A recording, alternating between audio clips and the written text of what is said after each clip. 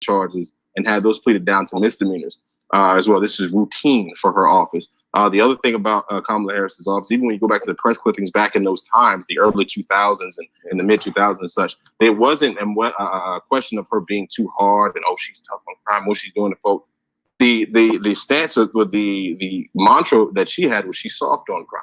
And when you actually look at what was happening, even for folks who, what she was doing, she was about 5 or 10 steps short of abolition. I'm looking at what she was doing. I looked at one particular case the other day where she, and I wasn't even aware of this, even with all the history I did do about her. There was a guy with an extensive, long record, drug sales, burglary, and such. He actually had pulled a robbery case. They ended up giving this man, this brother, 9 months. 9 months with a long record and doing that. And I was like, look, I'm all for, hey, with this changing the systemic, oppression of our folk, but at the same time, like, geez, y'all is real. So that was the thing. But when you look at her actual record, Kamala Harris, when she was deputy district attorney, she opposed Proposition 21. They ended up passing anyway.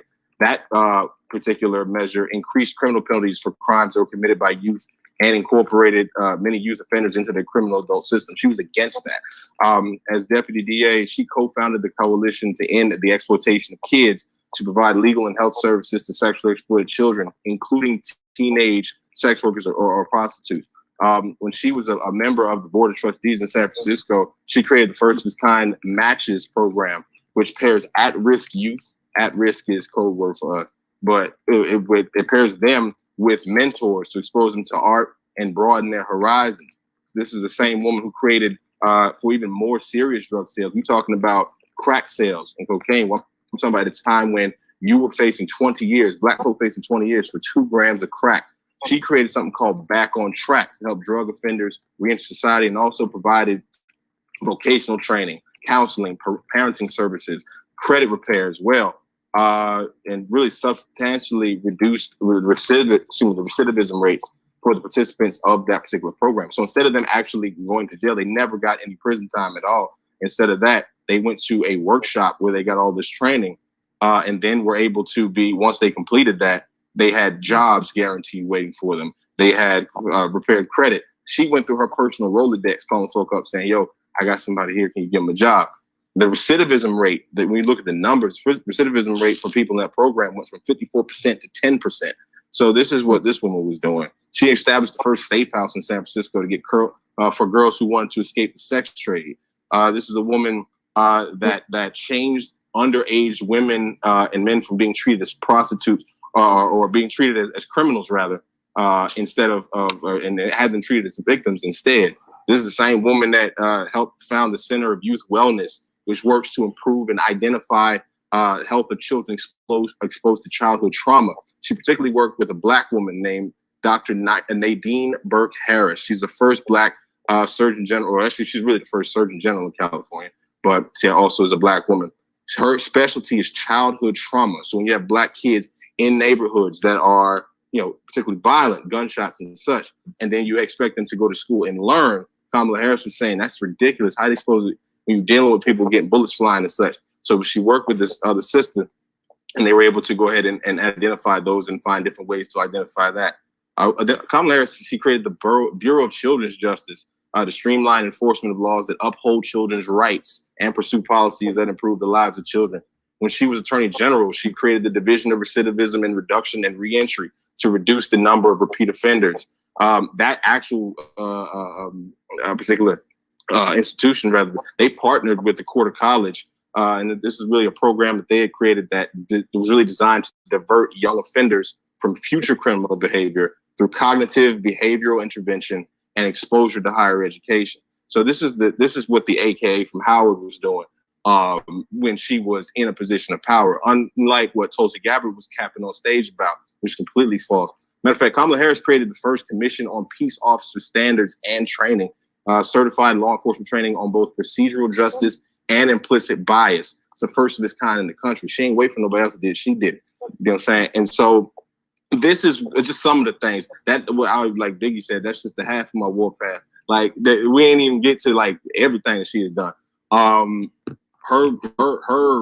Her measures, her approach was completely revolutionary and against it. She's literally what she said she did. Went to a system put policies in place. Yeah, she had, you know, when it gets to me and as a black woman, we get a little closer to power, all of a sudden the narrative changes really swiftly. It's quite interesting and amazing how that happens. But, you know, that this is how you reconcile. You actually dig deep and look at what was happening specifically. Even when it relates to truancy, they were saying that she was locking black mothers up. Wrong. Her policy in San Francisco didn't even allow for that. It was an administrator, school administrator and officials working directly with parents to help them get their kids back in school. Then after that, the next thing that it escalated to, okay, well, we can get social workers and caseworkers if maybe people are having home problems with housing, with employment and such, getting at the root and structural causes. What is actually stopping these children, but primarily black kids, when you have elementary school kids who are missing 30, 40, 50, 60, 70, 80 days of school? Clearly, there's some structural issues that need to be addressed, and we can go ahead and eliminate some of those pitfalls, especially as they historically affect folks like us, especially in the Bay Area that was fresh off of the crack epidemic. This is what Kamala Harris was doing, not locking folk up. Nobody went to jail in San Francisco. And even when that measure went into State Bill 1317, they introduced something called, well, number one, prior to Kamala Harris, we're going back to the 1970s when Kamala was about middle school age. And so California decided to get tough on truancy. So what they did was they criminalized and they said, well, we will take, we'll start combining the kids missing school with also contributing to the delinquency of minors. It's California Penal Code 272. Been on their books since really 1872, but they actually beefed up the enforcement of it in 1976 or 1977. Anyway, I know I'm saying a mouthful. I just want to get this out real quick. I'm gonna finish real quick. But this is what I found in my research, because I was looking at high headlines. I'm like, wait, don't sound right. So when you look a little bit deeper into it, but prior to Kamala Harris, district attorneys were able to go in and say, you know what, we don't like what's happening. Your child is missing school and such. We can go ahead and have police officers show up at your door and arrest. As a matter of fact, there's a woman in Orange County, California, named Cherie Peoples. There was an article that came out in the Huffington Post attempting to tie Kamala Harris to her. That is not the case. As a matter of fact, Cherie Peoples was in Orange County, historically racist Orange County out here in California. They had an initiative that started back in 2008 called UNSKRYPTED, Orange County Gang Reduction Intervention Partnership. Under that particular thing, it's still going on right now, as a matter of fact. District attorneys was able to come in there and circumvent, you know, they were able to get past the school boards and such, and they were able to have police officers show up at your door, even if your child, like Ms. Peoples' child was chronically ill, dealing with sickle cell. And so what you saw her dealing with was literally a glimpse of what California was like prior to Kamala Harris. Cherie Peoples was facing a fine of a max fine of $2,500. She was facing probation. She was facing up to a year in jail. What Kamala Harris did for SB 1317, which actually passed state legislature and the state senate and got signed into law, it slashed the max fine. So in the most egregious and worst case scenario, parents just not caring. Let's just put that in perspective, because when you're doing measures, you got to think about the worst case scenario. They said the max was going to be 2,000 instead of 2,500. They eliminated probation, and they entered with Kamala Harris. She entered in something called deferred entry of judgment for adjudication. So basically, you have the ability to have administrators get involved with parents. This is on a state level now. This is on top of that, you had caseworkers that could get involved. There were drug rehabilitation that was also included, housing, childcare, all these assistance, transportation. After the appropriate programs were completed, the cases were dismissed and no charges were there. That's the full story of it. So the trick for it is to know the full history. Even with Joe Biden, I mean, you're talking about the crime bill. Yes, the crime bill, without question, was detrimental to a generation of black folk. But you got to know the specifics of it, because number one, he didn't pass that bill by himself. He's one senator. Number two, he was against the 3 strikes clause that was put in there. He was like, no, I don't want that. He lost that fight.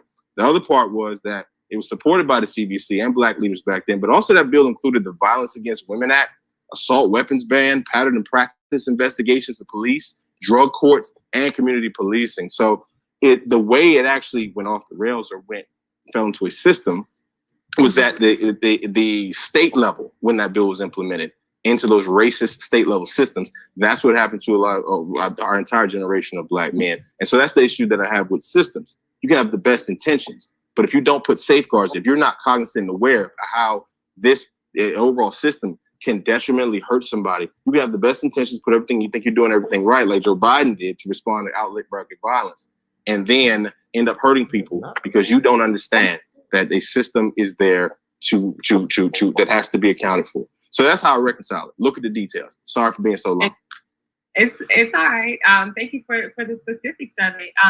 Now, you talk a lot about Kamala. I think Joe Biden, there are people to this day whose lives are still impacted by the crime bill. And there are people today who are affected. Even though this was a generation ago, this is not Gen Z, their children. Gen Z are affected by the lack of life opportunities they had. Some people will never, ever forgive Joe Biden for the harms that he did to their specific communities. So I want to pass it over to Talib, because Talib is coming from a perspective where neither of the major parties are his options. There's a segment of Black people who don't believe either party is capable of addressing racial justice, and some people who don't even participate in the political process. So as an activist who doesn't align with either of the major parties, how do you encourage people to vote, if at all? And how can Black people be a part of the political process without aligning with either of the leading parties? First of all, there's a lot of political immaturity that is that permeates throughout the country, just generally. For the most part, when you see these ads of either candidate, normally, or even some Smithsonian during a presidential debate, you can throw so many slurs out there and slander the other candidate, lie outright, and people will buy it, because they do not do research. Going to school and getting a degree doesn't equate to education. In fact, you may be miseducated. So a lot of times, what needs to happen is political education. There needs to be political education for the people to understand exactly who they're voting for. Why is it that these particular candidates are representing these issues? And how does that relate to what you need to do to continue to hold them accountable for that? So how I see it is this: the system exists currently. We're not destroying it tomorrow. Right? This is a corrupt system. We know that it's on stolen land. Let's be clear: you're not going to get any justice on stolen land, right? And the institution is set up to benefit, and we can have a racist analysis, or we can have a classist analysis, right? It's set up to benefit the 1% majority white males.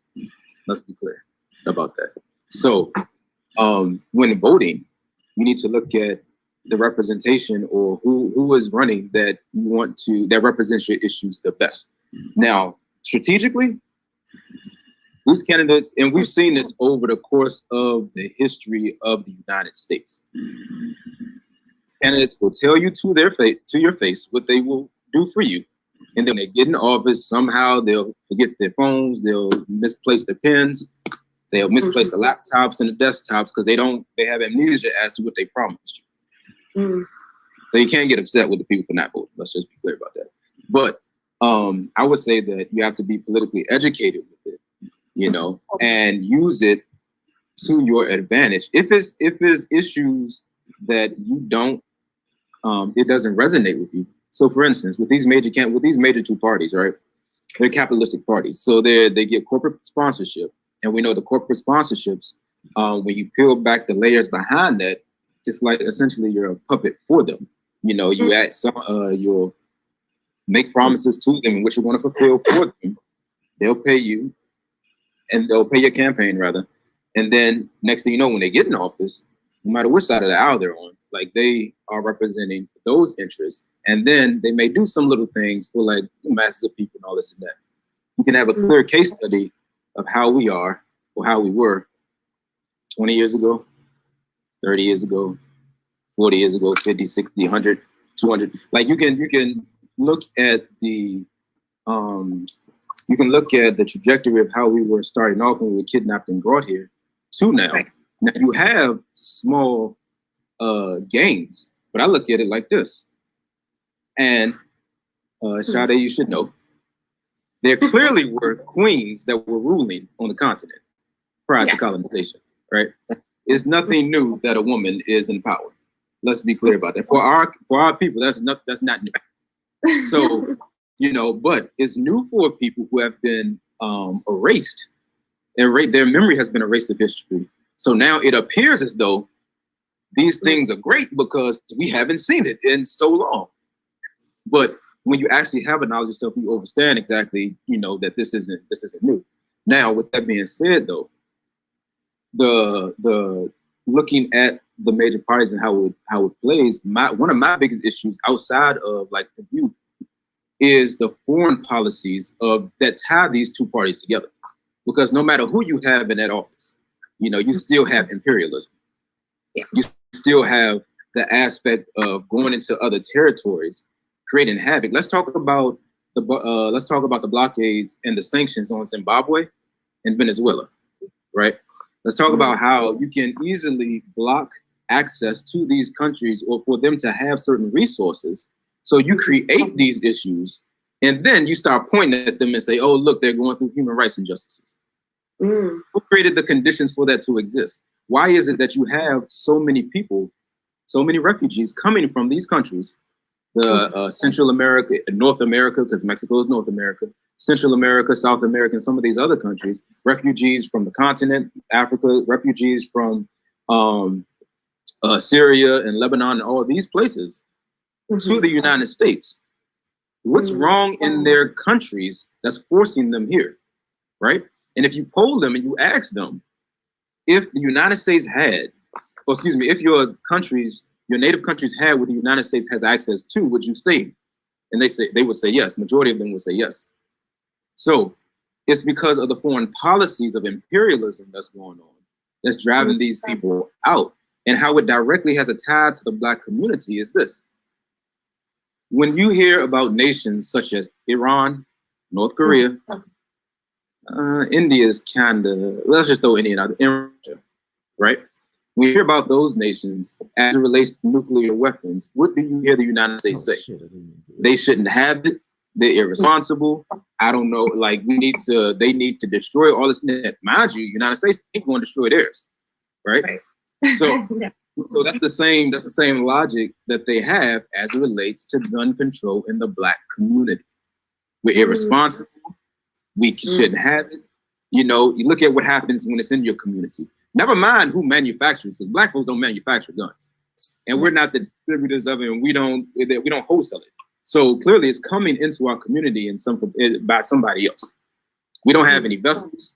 We don't have no ships, no planes. We can't bring this stuff in, right? So they have the same logic that they use as it relates to imperialism on a international level that they have here domestically within the United States. And then one other point, as it relates to the Reaganomics and the 1980s and that whole crack era situation, we all know now, you know, that the CIA was fully involved in bringing crack into the communities because of them funding the Contras of Nicaragua, right? How does that affect the Black man today or the Black woman today?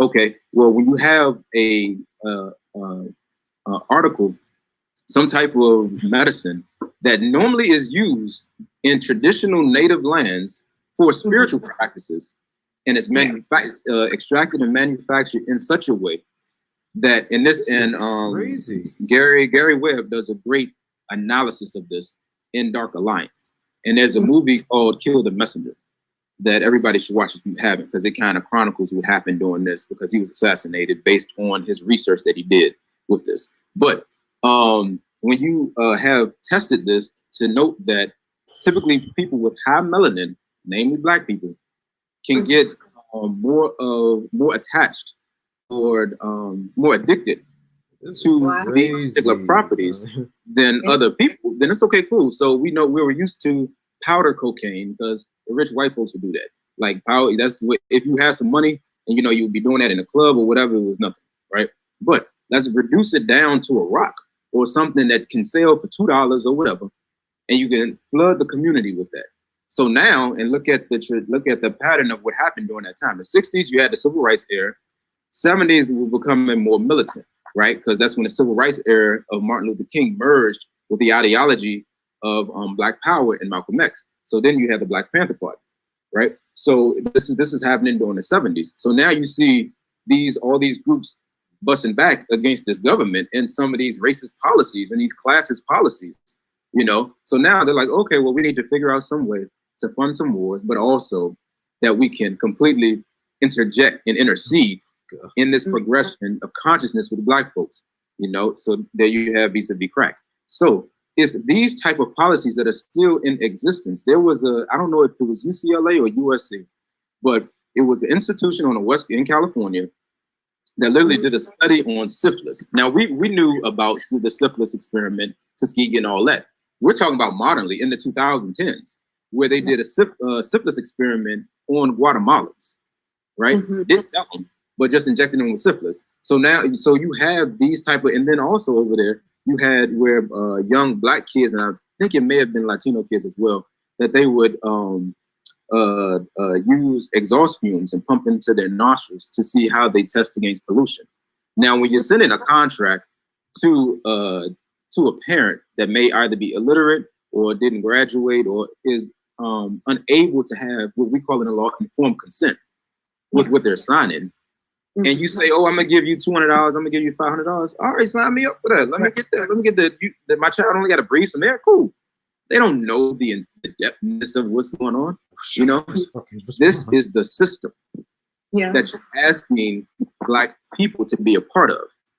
From the international perspective, because I work on human rights. So the international perspective, as it relates to these other countries, they're so-called developed or third world countries, to your day-to-day neighborhoods that are dilapidated, that have poor housing, you know, segregation, redlining. This is a good book as well called The Color of Law that people should read about how the government also was acquiesced to certain laws that continue to advance the segregation within housing. But it's a whole plethora of things as to why. But I think to get back to the question, answer it directly, we have to be political in every aspect in which we do. We need to read. We need to be able to investigate. We need to be able to not just settle for people who are pushed in front of us as leaders that we don't elect, that don't represent us. You know, at the end of the day, that tax bracket is different. Right. You know, like I said, whether you have a racist analysis of it, you know, and how Black folks typically are at the bottom of the totem pole, no matter where you are, because global white supremacy is global, or if it's a classist analysis where the ones that are the wealthiest in the world are running majority of all the land. This is just a few people, and that's the issue with capitalism. Is like it's the few people that control the means of production, as opposed to the rest of society. So you got to be politically educated in everything that you do. Thank you. That was a really poignant analysis, especially how you related, you know, the international effects of the United States policy and how both parties play a really big role. It's understandable why some of our people are completely disinterested in voting for either party, either of the leading parties. However, we do know that Green Party candidates oftentimes don't have the funding to get as much recognition, and it's hard for a lot of our people to get that buy-in to think that that's a real solution. But going forward, I mean, I do think with the creation of new political parties, we can advance our agendas more. But in the meantime, I think a lot of people do feel like these are their only options because these are the only ones they'll know if they don't do that political research, like you mentioned. So thank you. Can I say, okay. So with that point, and I'll make another point. So during the World War I, you know, if I'm not mistaken, I think Germany was, the United States was aligned with Germany, or at least the West was aligned with Germany in World War I. But then in World War II, Germany was the enemy. How did that happen? Media propaganda, right? So I don't buy, now granted, you got to look at who owns the media, right? we understand that when you look at I call them the alphabet boys, but ABC, NBC, MSNBC, Fox, all of them, right? Fox may be like a slight exception, but like all of them, they're all reporting on the same stuff, just slightly different. So the same way that they can program you to hate police officers, the same way that they can program you to believe that black folks are just shiftless, lazy, and poor, is the same way that they could educate you to know that that ain't true. Right. The same way that they can educate you on some of these parties. And it's like when you get these major donations, like you said, you know, you can't compete with that when they control the advertising and all that stuff with these media outlets. The fact that you have presidential debates that don't even include the two other major parties outside of Republicans and the Democrats, that's an issue. Yeah. Now you can say, okay, well, you don't have money, but do you think that if the masses of people knew about these these topics that they represent, would they vote for them? Right. You know what I'm saying? So like, I think that we keep saying 4 years later, we need to wait 4 years. We need to wait 4 years. This is a protest vote, all this and that. Personally, I think that we need to just have a party within our own anyway, just as black folks. But, you know, you at some point, you can't keep kicking the can down the road. Revolution or the Mau Mau, you know, of Kenya, happened with a small sect of people. Revolution happens with a small sect of people. Clearly, you got to buck against the system. Look at the EFF and out in here. Look at the EFF, the Economic Freedom Fighters of South Africa, right? The ANC control, which is Nelson Mandela's party, the ANC controlled and dominated that party for so many years, right? The EFF came out and said, you know what, y'all getting a little lax, y'all been a little bit too petty bourgeois over there with some of our issues. You know, we're going to run some candidates. They started to run candidates. The first election, they may have had like one seat. Next election, they may have had 8. Next thing you know, they're taking up a large sect of the House. Right. It doesn't happen overnight. And in this generation, it's like a microwave generation where you want everything overnight. But like, yo, you got to put in the time to be able to really be committed to what true revolution represents. And that's change. You know, you can't just have two wings of the same bird. You know, if we really want change and progression as a people, for the masses of our people, not just me, who's a lawyer, or somebody else that's on TV, you know what I'm saying? But the masses of our people who are suffering on the day-to-day, then you have to have change in that system. Definitely. Let me say one. Go ahead. Really I'm sorry. I mean, I just want to make one quick point. In World War I, Germany and the United States were adversaries. Germany was actually part of the Central Powers with Austria, Hungary, and Turkey rather. And United States, we started in 1917. We got involved, but we had joined up with France, Great Britain, Italy, and Japan. So, but your point about the Japan, then you can substitute Japan. Germany for Japan. Exactly. Yeah, exactly right. Yeah, but again, because I say media propaganda, because I mean the mass extermination of the certain people also played a big fault in that as well. Is why people would program and hate Germany as well. But yeah, absolutely right. I think one quick point here is I think that we agree on a lot of things. A lot of things you're saying. I'm right on with you. You know what I'm saying? I think one of the things is that what I've noticed is that black folk, we are afraid to lose the gains that we've already had. And so when it comes to, let's say, supporting a different party and your vote shifting from a particular ticket with a candidate with a particular specific agenda to address your concerns and needs, and you're shifting it to a party like a third party or someone like that, where those votes go away, empowering the other party that was hoping that you wouldn't show up in the first place. I think that is actually what is kind of unnerving, because it's like, well, if that's in this case, the Republican Party gets in office, they can put an Amy Coney Barrett, they can rush her through for a Supreme Court 6-3 majority. They can put on the federal judiciary 300 or 200 some judges in the federal judiciary that can then, by law, systemically just undo every single gain that you have made over the last half century. And when black people look at that, I know that there's that apprehension, because we want that revolution, absolutely. You know what I'm saying? I think it's just that scares, like, yo, are we really trying to go back? Like, my mama grew up in the Jim Crow South. Now my grandma too, but my mother as well. She remembers those times. And I'm like, would you want to go back and even risk to see anything remotely similar to that? I think that's when it's like that PTSD kicks in. But no, I just want to say I agree with a lot of things saying right there.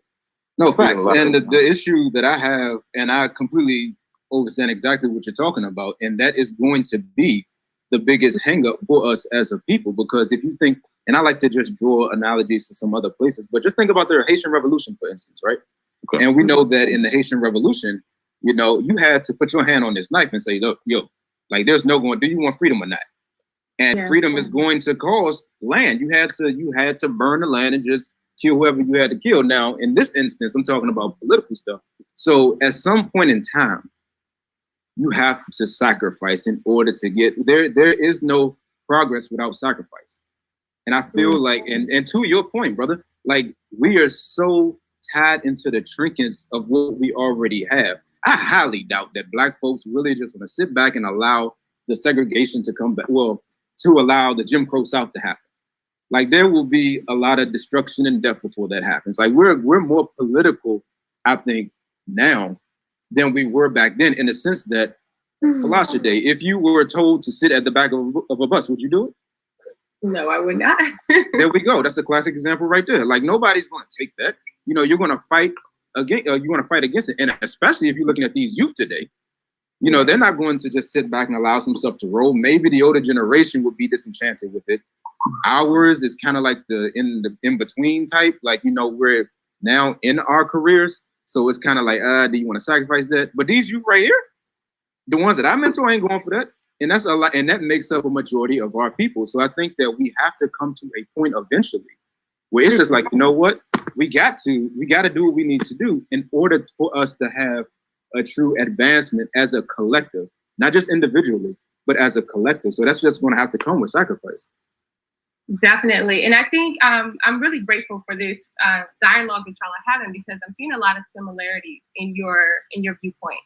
And I want us to all three get on the same page, because Kelvin, you've been pretty quiet over there. I want us to just talk about what are the most important things for Black people right now. So if each of you just really quick, just name your top 3 issues that you think are key priorities for Black people, whether that's healthcare, economic access, youth education. What are your top 3? Because we need to find solutions and 4 values that all 4 of us, with our different, each of our 4, because my political perspectives are also different than the 3 of you all. But we need to figure out what exactly brings us together that we can align. So I want to start with Kelvin. What are the top 3 priorities, the top 3 issues affecting Black people that you prioritize? The top 3 issues affecting Black people, I would say, one of the major ones is that the Black community is highly detached from God. So I would say that's the most dominant thing, is bringing God back into the Black community. And just, you know, not being a victim. You know, Black people have been conditioned over the past 60 years to be, you know, dependent on welfare, abusive welfare. And I think a lot of people need to not be played as the victim, which I feel like the mainstream media has convinced a lot of people, like I said, with the Black people being murdered by cops, innocent Black people, as they say, for many of the mainstream media cases, which isn't true. But I just think, I mean, mainly God, bringing God back into the home, putting fathers back into the home. Okay, so God and family values. All right, let's hear from Drew. Drew, what are your top 3? Top 3. Actually, I'm going to start and say environmental justice. Number 1. A lot of things happen in the Black community, and particularly as it relates to the environment in our areas where it contributes to us having a lot of health issues. So exactly. So we're talking about, like, I'm an asthmatic. I'll give you an example. You know what I'm saying? I'm born in West Philly, raised in South Jersey. So, you know, that's one thing. I think environmental issues. I don't think it's tough spoken on enough, especially if you look at Flint, Michigan. Exactly. That's not exclusive to Flint. We have other areas where there are things just didn't get the publicity. So environmental justice, I really want to put that out there. Also, I'm putting that out there because Kamala was making that same point, which is why. But also, but no, I believe that. The other thing is economic mobility and closing the racial wealth gap. That's another thing. Obviously, you know, the the hangups of the New Deal and Jim Crow really disenfranchised Black folk and just left us economically left out of this wealth building experiment known as at least home ownership, which was the major part of it from Roosevelt's New Deal. So that's the thing. And the third thing, obviously, has got to be justice. I mean, we're talking about whether it's a justice system, criminal justice, or revamping the system. If we got to destroy it and build it back up, whatever, however you want to get that done. And if you can go in and just reform it, because I'm still under the belief that the criminal justice system in this country, and I'm going to include policing that specifically, has never been reformed. I've never seen national reform of policing in this country. We've seen individual agencies. We have never seen a sweeping national reform of policing. That's why the culture still remains unchanged as it did in the 1800s. And that's just my opinion. So those are my three right there. So, yeah. All right. Thank you for those. And Tyler, what are your top three? Yes. So, it's not in any particular order because I wrote out 5, honestly. Okay. But I would say food apartheid. Food apartheid. One of the things that we do, I have an organization called the Tubman House in Baltimore, where we literally are grassroots in the ground doing work. But one of the things that we did within, and this is doing in Gilmore Homes, so where Freddie Gray lived and all these things. So one of the things that we did in that particular community was to build a garden. So we have 3 lots in West Baltimore where we grow fresh food, tomatoes, onions, potatoes, kale, collards. We have chickens and aquaponics. So we have all of this there, smack in the hood where our brothers and sisters can go across the street. Beautiful thing, I saw an elder actually go and she was cutting her collard greens, and she's like, "You gonna get you some?" I'm like, "No, I'm good," but access to food, because one of the things we don't really think about is when these children go to school and they haven't eaten, or they come from households that are struggling to provide food. How can you ask a child to focus in class when he's starving or when she's starving? That's dang near impossible. So that trickles down to behavioral issues that are classified as disruption and disrespect, which isn't really that. And that's also based on some cultural distinctions as well. So that ties into the next one, which will be education. Education is extremely big in our community, in which we need, and we see the progression of it in a sense that when we were enslaved, when we learned the English language, it was literally by hearing it. That's how we were able to learn. It wasn't like we had access to books, So just imagine if we had a structure and institutions within our communities that actually produce these top scientists, doctors, lawyers, whatever you want to call it, the whole full spectrum of what we need in every aspect of your life. We were able to produce that from the schools, and it would be funded to be able to produce it. I think would completely change the trajectory of our community.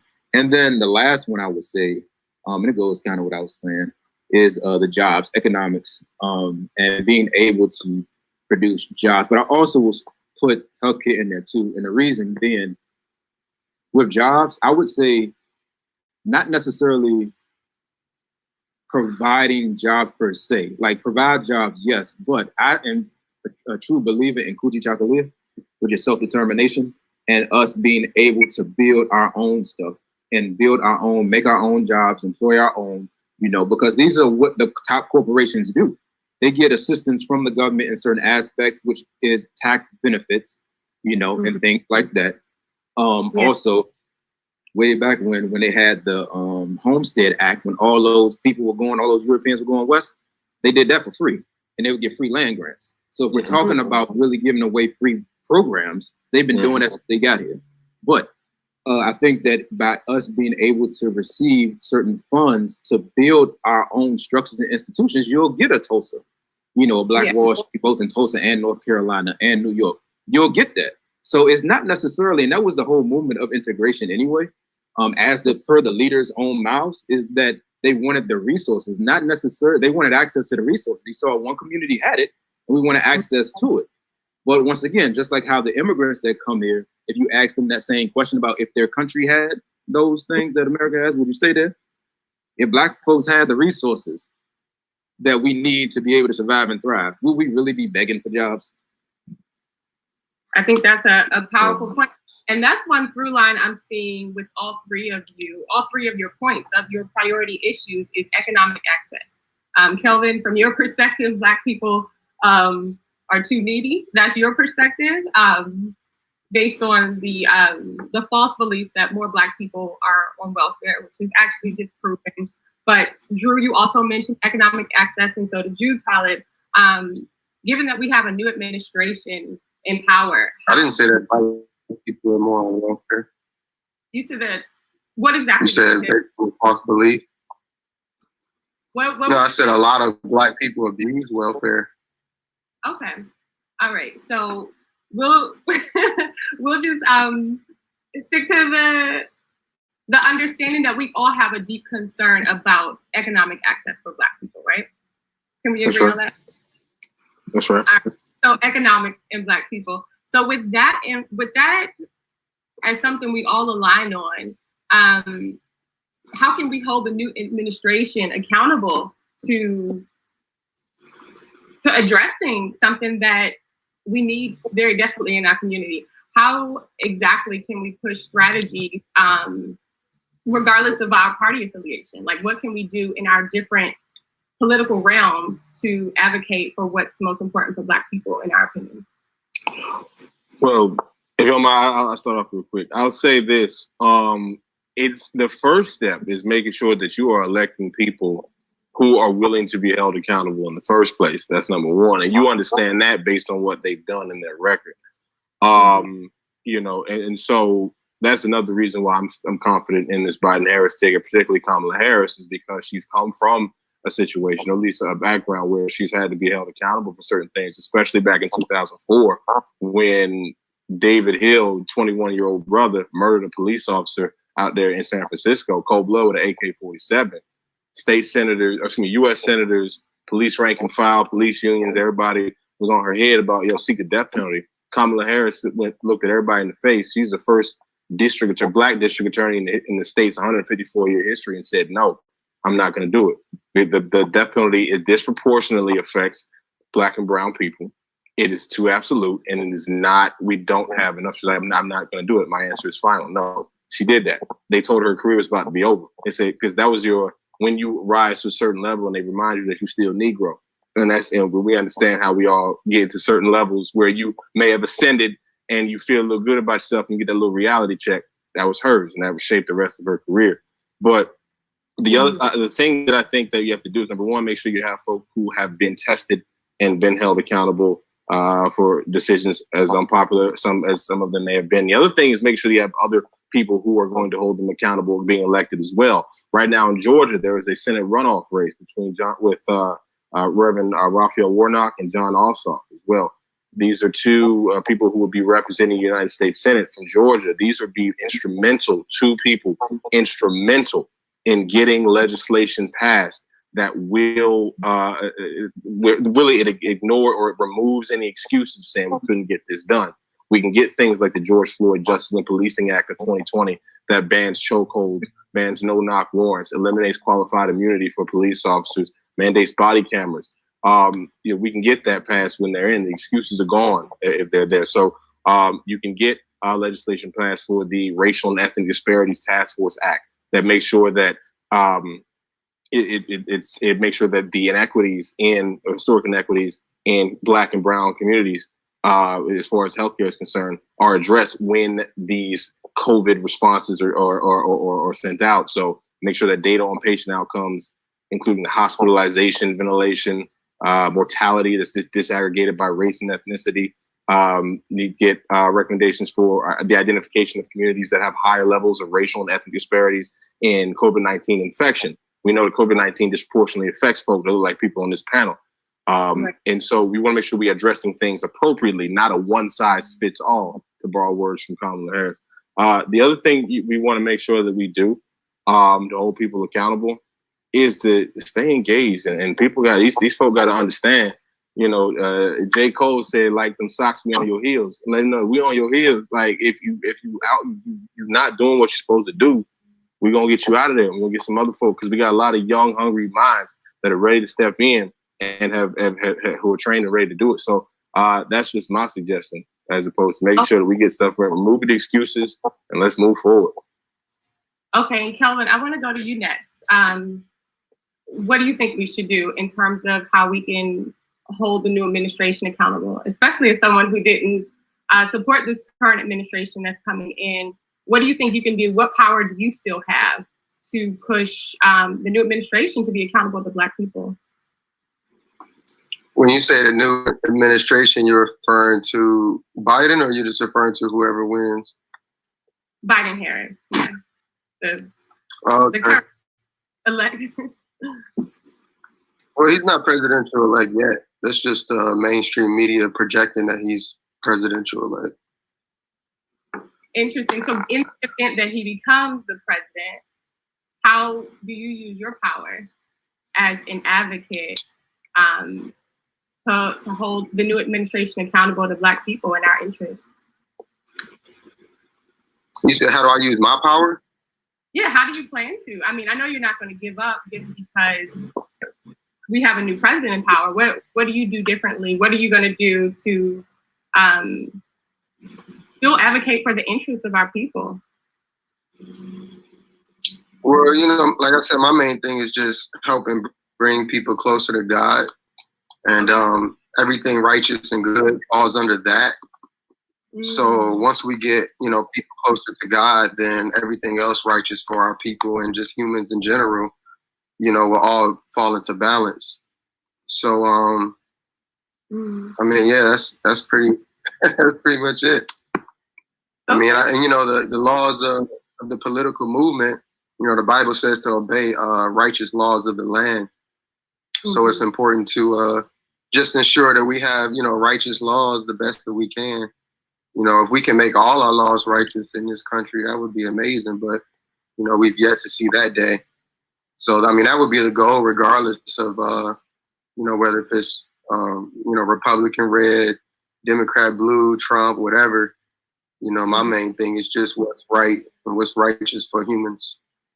Okay, and really quick, can you just give us an example of a righteous law that would affect economics for Black people? Give me an example from your perspective. You said economic? Well, my main one, like I said, you know, being pro-life versus supporting murdering babies in the womb. Murdering babies in the womb is the leading number cause of deaths in the Black community. It's actually on the levels of genocide against Black people. So I think that's a big issue that people need to be re-educated versus thinking that murdering a baby is just abortion and just a oops or you know, a bad decision. But, you know, you're actually murdering people. You know what I mean? So I think that needs to be brought into our community, which is something that used to be looked upon as negative, you know, back in the day in Black communities. But you know, back in the day, Black people were closer to God than they are now. So interesting perspective of pro-life. And another angle to that point is the number of, you know, homicides we have in our community, and I think that directly affects our economic access when we lose family members who were providers, fathers in the homes, to gun violence and other. But moving on, I'm going to take it over to Talib. So can you tell us, what do you think we should do as Black people to advance our interests under this new administration? So I'll start off with a couple of books of reference, because I think that it's always important for us to get educated in wherever movement or thing in which we do. Cultural Genocide in the Black and African Studies curriculum by Dr. Yosef Ben Yakinen is an excellent read. Some in which you may be familiar with, The Wretched of the Earth by Frantz Fanon.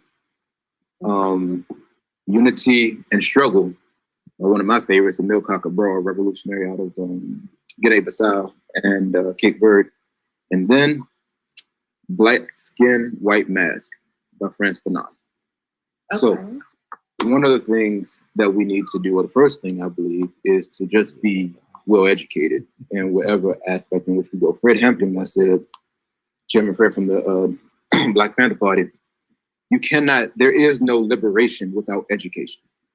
So if anything were to happen with this administration, both old, new, however you want to frame it on this panel, and someone comes in, are they fully prepared to take over? You know, are they educated enough to be able to take over, or are they just going to put in place the same policies or similar policies, but just from a different person? And normally we see it in the context of when we want to take over positions as Black folks, and then we go in with the same policies that some occupiers or oppressors have already had. All right. So that's the first thing. Second thing, like I said before, I have an organization called the Tubman House in Baltimore. Also have an organization here, the Movement for Black Power. And then, of course, the typical lawyer organizations, WBA, Young Lawyers Division, and stuff like that I'm a part of. Be a part of an organization because there's, when you have numbers, there's power in it. So to be able to go into these particular spaces to lobby, you know, to make sure that you're on their heels, to be able to do things within your local, and you keep the current administration and you want to, you know, keep their feet to the fire with that and let them know at any point in time that they step off of that, they won't see us. But at the same time, keep that same fire for your state board of education, which most people don't even know who's on it, you know, who's controlling the minds of your children, you know, take to task your county representatives, you know, those that are in your state delegation, that state senators and things of that nature, the sheriffs, hold them accountable. You know, it's not just the federal level. And that's what happens. And that's the issue with these elections, is that we're always focused on federal when you're getting destroyed on a local level. So you're not even going to have a chance to look at the federal. You see? So being educated as to how the system works, how the governmental structure is, and then move accordingly. So everything that you want to see within your own community, figure out what you need to do to make that happen and be a part of it. And then check everybody else who's in power to let them know, look, I have this. That's what the Black Panther Party did. That's why we have the food stamp programs and things now. They created that and put the pressure on the government to do it. And then the government adopted the same thing. Definitely, yeah. Can I push back on something real quick? I got to just say something, because so I would push back on something Kelvin said earlier, because I appreciate the sentiment of wanting to bring people closer to God, because I do identify as Christian, and consider myself saved. One of the things and one of the ways that I would like, and I made a comment about this on Twitter one time before, I said maybe a couple of days ago, saying that if the GOP pushed policies that were actually based on biblical and Christian values, we might get somewhere in this country, because the Bible actually talks about making sure that people have adequate health care, making sure that your foreign policy is actually amiable or actually fair, how to treat the immigrants that come into your nation instead of locking and separating their mothers from their babies at the border. The Bible literally tells you to love the immigrant, or love the stranger in your land, treat them like the citizen that they're already there. If you are going to be also pro-life, as a matter of fact, if we're going to be talking about being pro-life, we have to be pro-life about everything. As far as if you're going to emphasize the importance of life in this country, what kind of world are you bringing babies into? So that means that you have to make sure they have adequate educational structures set up. You address things like maternal mortality, especially Black maternal mortality, which Kamala Harris has a bill on. That you address things like fibroids, uterine fibroids, which Kamala Harris also has a bill on. That you address things like environmental justice. What kind of environment are you bringing these children to grow up into? Criminal justice, housing. People have adequate housing, fair wages. The Bible specifically speaks on fair wages. Matter of fact, in Timothy 5:8, 1 Timothy 5:18 tells you that thou shalt not muzzle the ox and treadeth out the corn. The labor is worth his reward. And the Bible is telling you right now that folk need to be paid adequately. And so one of the things that I love about the word, when it's not used to beat people up or to be some sort of bludgeon against the LGBTQIA community or other communities who may not necessarily identify or be espouse themselves as being quote unquote Christian, is that the Bible actually does give you a blueprint on how to love folks who are different and make sure that you address things that are ultimately concerning. So I wanted to push back on that. I know sometimes people on the right feel like they have the monopoly on God, and I want to know there's some Holy Ghost filled, fire baptized folk on the left too, who look at the Bible and that instruction and say, you know what, there's a lot of good stuff here about being more equitable and creating an environment for everyone to be have a fair shot. So yeah, definitely. Thank you all for your input on that, and especially that pushback just there. Yeah, the right does not have a monopoly on God. I think in all of our political parties, spirituality can exist and does exist. But and the right to choose. I'm sorry, I didn't mean to cut you off. The right to choose, I forgot about that too. The right to choose in the Bible as well too. Pro-choice, God is pro-choice too. He doesn't really force us to do anything. Matter of fact, life, according to the Bible, actually doesn't even start at conception. It starts at breath. So at birth is when you're aborting a child. Say again? How is God in support of murdering babies? You can't murder a baby that's not born. So according to the word of God, life starts at breath. In Genesis chapter 2, it lets you know that when God formed man, he formed him out of the dust of the earth, then breathed into his nostrils, and he became the breath of life, and he became a living being. Life is not constituted by conception. It's actually your breath is when life actually starts. So that's one of the misconceptions. Again, the Bible's been used to bludgeon people with certain things. So you saying it's okay to kill a baby at 9 months if it's in the womb? Is it okay? Well, first of all, let's talk about it for a second. Nobody's killing babies at 9 months anyway. That just doesn't happen unless there is the outright emergency to the point. For that. No, they're not. No, they're not. That's called a penta. It's not real. It's a QAnon theory. It's not real. So what actually happens is this. It was actually an act. I think it was New York. No, that they were asking for, and there's actual video evidence people going to the clinic page to get abortion for not in 9 months. Because this nobody does it in 9 months. At full term, you've already picked out a name. You done painted you bought the bassinet. You painted the room a different color. You got clothes. Nobody's killing the baby at that point, unless after the baby was born. Did you know about that? Where they kill babies in the Bible like that too. Out after the baby was born. That's a biblical thing. All right. So you think? Well, I'll say this. But no one's gonna kill a baby at 9 months unless it's a life situation threatening that woman. That's it. So I'm just gonna wait. Or unless it's lost and evil. I'm gonna bring us back to okay. to kind of our common ground areas, right? Because we're gonna disagree on pro-choice and pro-life. We're gonna disagree on what exactly that means to us.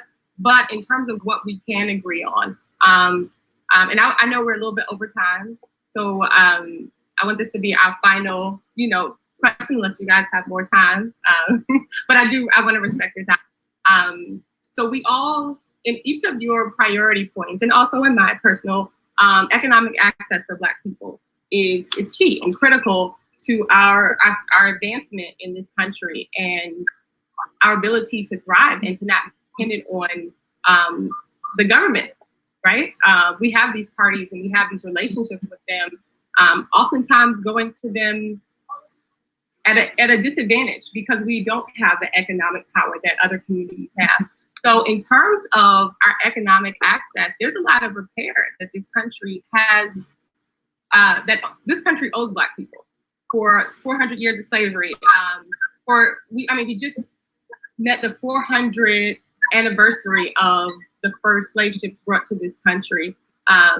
Reparations legislation is currently sitting in the House of Representatives, and it's been brought on the books for 31 years now, and it's not being voted on. Which of your political parties would be the one that advances that legislation? Do you all think, do you all think reparations are attainable? And if so, which party is most likely to pass that legislation? Which party is most likely to push that and make sure solutions are implemented for reparations for Black people? Go ahead, Talib, you got it. Well, to be completely transparent, though, I'm not a spokesperson for the Green Party. I'm just talking about issues that they have put on their platform that I align with. But to be realistic about all the parties, I mean, the Green Party talks about it, and I appreciate it. But reparations, when you think about what it is and what it encompasses, is not just the United States, because at the time the United States was still fighting Britain, so you still have aspects of that comes in. It's other countries too. I mean, France had places in the United States. You know what I'm saying? The Spanish, like there's so many other countries that would be impacted by that we need to seek reparations from. And I don't expect I honestly do not expect the United States, Democrats, Republicans, I don't expect the United States to give reparations. I really don't, because then once again, if you see how up in arms they are when you talk about socialism, and they don't even know what that is, but you just hear that it's like the commies, like when they are reacting that way about socialism, do you really think that reparations is going to come through to your most oppressed sector? That's something that you would need to, and this is the advocacy part that I do as it relates to genocide and Black people here, but that's something that you need to take to the international level.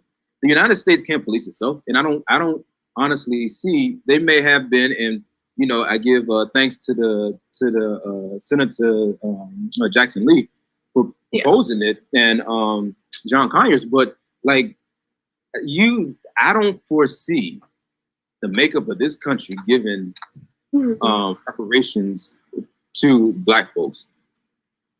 That's interesting. I mean, I feel like this year in the 2020 primaries, almost every Democratic candidate brought up reparations. They've been pushed to that level, and I feel like racial justice has been at the forefront of 2020.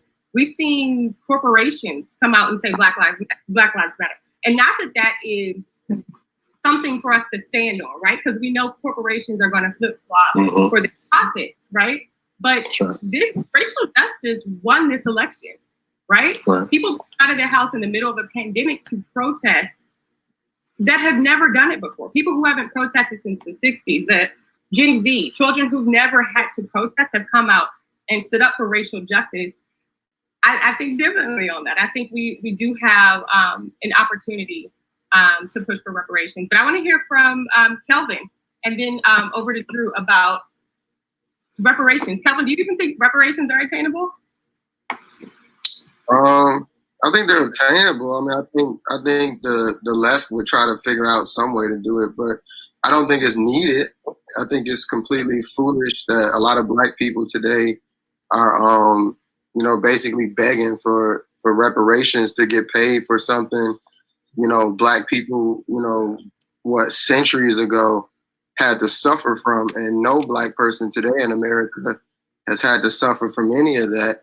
In fact, Black people in America, we have the greatest opportunity in the world born in this country. So I think, a lot of Black people need to understand and respect the great country that we've been born in. The fact that we're all on this video chat right now, just chilling, having this conversation is an extreme blessing that you can't get in any other countries. And yeah, like I said, to track reparations, it's just really silly at this point because we're all mixed. How do you know who's Black? How do you distribute reparations? Everybody wasn't even slave owners back in the day. There were Black slave owners and there were white slave owners in this country. So how do you determine who gets reparations? It's just really silly when you look at it. The issue is, we lack a lot of moral character in the Black community because we're so detached from God in the Black community. So whether you get reparations or money or not, it's not going to change the overall Black community, such as all the hoods across America. What's going to change that is God. And first you have to have God in those communities for them to even be able to make that change. But just giving them money, I mean, you're just going to blow that the same way everybody blew that $1,200 check. You can give a whole bunch of Black people $100,000 each. And if your mind ain't right, you still going to blow it. So, and then they still going to be angry. There's a lot of anger in the Black community because they don't know God. So it's really important to get to know yourself, really get to know yourself, look at your life, and go and face your parents and go and forgive so that God can forgive you and reveal to you the truth and, bring you back into God's home. but forgiveness is key. So that's very important. Okay, and I want to hear from Drew before we wrap up. Yeah, no cap. So I say that reparations is attainable. Reparations are attainable. I think that one of the things we have to do is understand what reparations would be for. Understand, obviously, for 246 years of slavery, but also there was 100 years of state-sanctioned terror after that as well. That was also in place. That is not that long ago. That was literally yesterday. Again, I have a mother. My own mom was privy to that. And so one of the things we have to do is understand what we're actually covering. The other thing about that is you have to analyze what like HR 40 does, how to actually go about doing that. Is it cash payment? Is it more structural, systemic changes and implementations of policies that disproportionately or overwhelmingly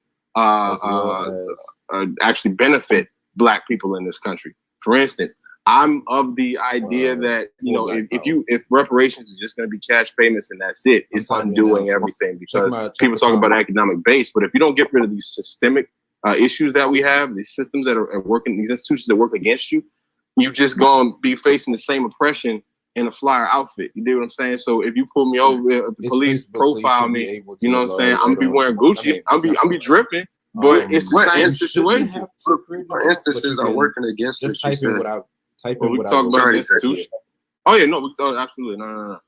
We can talk about as it pertains to law enforcement, like the example I just gave you, as far as racial profiling, people who are people in power who are looking for things like stop and frisk, the criminalization of Black bodies. We look into environmental situations where you have you're getting a steady flow of extra money going into you, but you're still in a quote unquote food desert, and you're thinking, well, maybe they'll just move out. But you understand, if the systems are in place, there's never been a time where economics has been able to remove racism, as far as anti-Black racism, completely from the spectrum. Because you can make all the money you want, you still are subjected to the same oppression. It does not matter what your bank account looks like. I saw the president for the Toronto Raptors, matter of fact, he went on the court, man, making about $15 million, immaculately tailored suit, fantastic.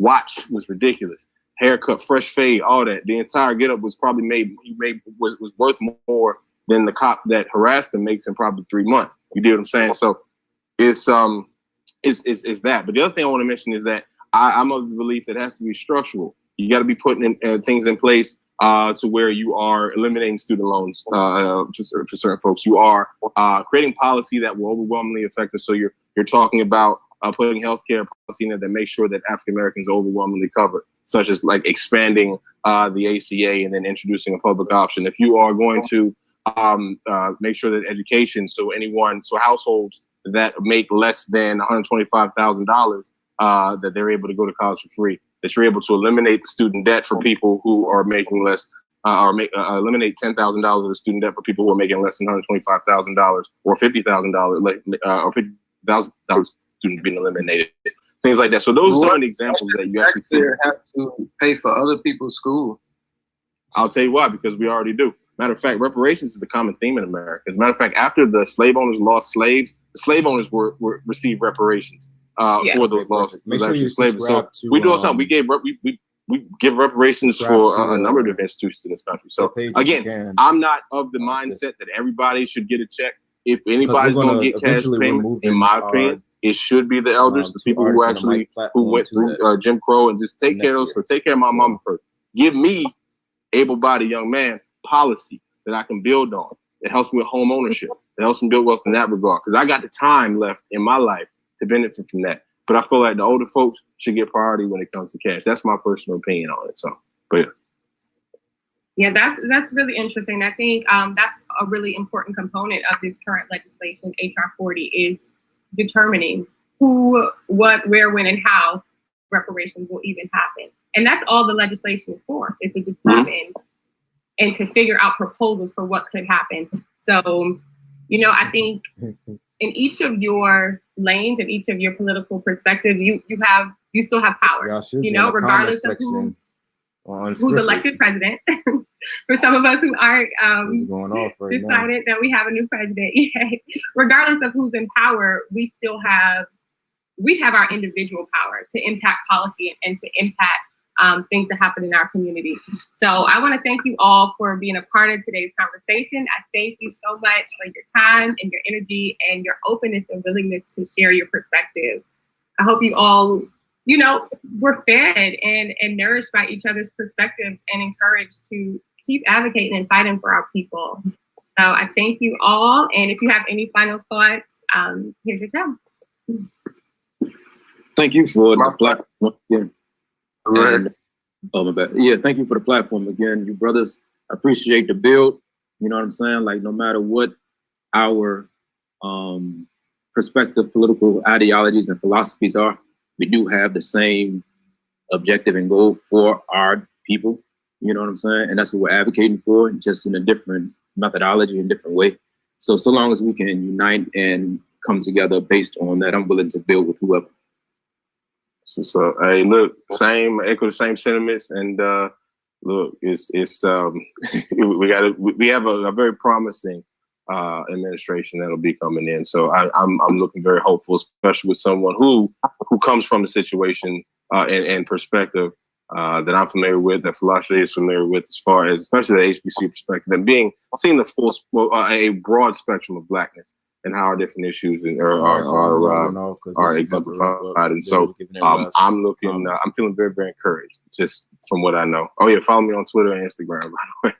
Yeah, thank you.